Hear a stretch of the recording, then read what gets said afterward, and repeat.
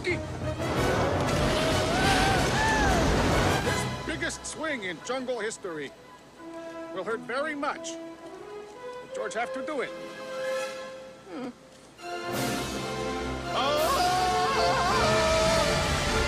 I've seen bigger. Welcome to the Fortress of Dorkness, the nerdy nexus for all your geeky needs. I'm your host, let me guess, Christian of the Jungle. What? What if your madre and padre were lost at sea, leaving you and your sister to have a magical, nonsensical journey with creepy troll people in the Norwegian north?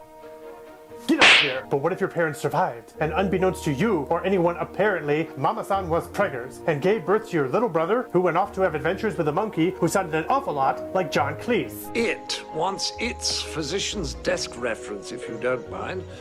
Thus begins the Disney fan theory that 2013's Fro-Zan and 1999's Tarzan are in the same universe. Yes, we know about the tangled Little Mermaid theory, it's been debunked, moving on. So the theory goes that when Elsa and Anna's Mop Mop and Pop Pop leave for who cares where, they actually survive the storm that destroys their sea vessel. This leaves them stranded on the shores of Africa, where they must survive. But unfortunately, they get eaten by a leopard. Also, at some point, they had a baby boy and he gets raised by gorillas, thus making Tarzan Elsa and Anna's baby brother. So does this theory hold as much water as a Norwegian royal's boat?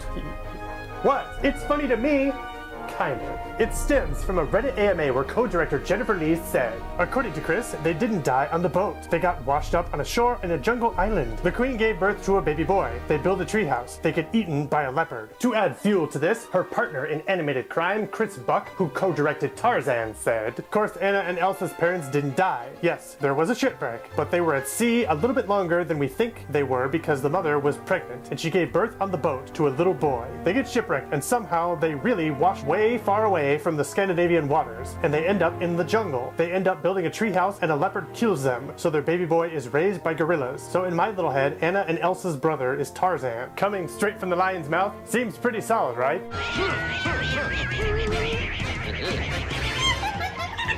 George's not even trying hard.